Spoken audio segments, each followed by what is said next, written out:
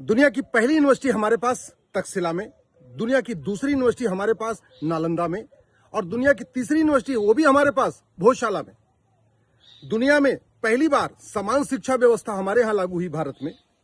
हमारी शिक्षा व्यवस्था नो प्रॉफिट नो लॉस पे थी, लगभग मामूली सी फीस ली जाती थी, और आज शिक्षा का बाजारीकरण हो चुका है और शिक्षा व्यवस्था गर्त में चली गई है। हमारे बच्चे विदेशों में पढ़ने जा रहे हैं।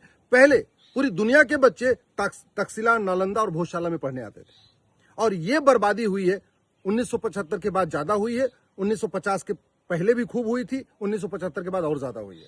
आज की डेट में जो शिक्षा व्यवस्था है वो स्कूल माफिया, कोचिंग माफिया और किताब माफिया चला रहे हैं। स्कूल माफिया नहीं चाहते one nation one education board हो, इसलिए 32 तरीके का एजुकेशन बोर्ड चल रहा है। सीबीएसई अलग, आईसीएसई बोर्ड अलग, आईबी बोर्ड अलग, स्टेट बोर्ड अलग।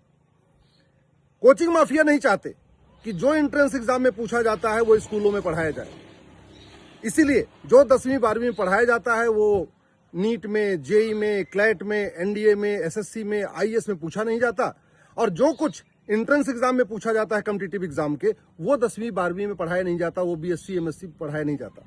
तो नतीजा ये है, बच्चा टॉपर भी हो, 10वीं का भी टॉपर हो, 12वीं का भी टॉपर हो, उसके बावजूद बिना कोचिंग किए ना उसका आईआईटी में सिलेक्शन होता है, ना एमबीबीएस में सिलेक्शन होता है। क्यों? क्योंकि कोचिंग माफियाओं ने ऐसा सिस्टम जनरेट कर लिया है अपना पैसे का लेन देन करके।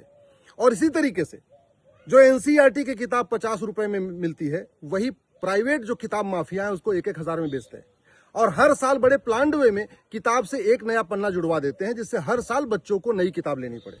हम लोग भी पढ़ते थे, आराम से वो किताब 4-5 साल चलती थी। पहले बड़े भाई पढ़ते थे, फिर छोटे भाई पढ़ते थे, फिर गांव में अगल बगल भी किताबें चली जाती थी, आराम चलती रहती थी। इन किताब माफियाओं के चक्कर में पर्यावरण की ऐसी तैसी हो रही है, हर साल नई किताब, हर साल लाखों पेड़ काटने पड़ रहे। इन्वायरमेंट की बात करने वाले एनसीईआरटी किताब पूरे देश में लागू करवाने की मांग नहीं कर रहे। भाई, चाहे फिजिक्स हो, केमिस्ट्री हो, जूलॉजी हो, बॉटनी हो, हर साल कोई नया आविष्कार तो हो नहीं रहा कि हर साल उसका सिलेबस बदल दिया जाए। तो जब कोई नया आविष्कार नहीं हो रहा तो फिर हर साल एक पन्ना क्यों बदला जाता है, एक चैप्टर क्यों बदला जाता है?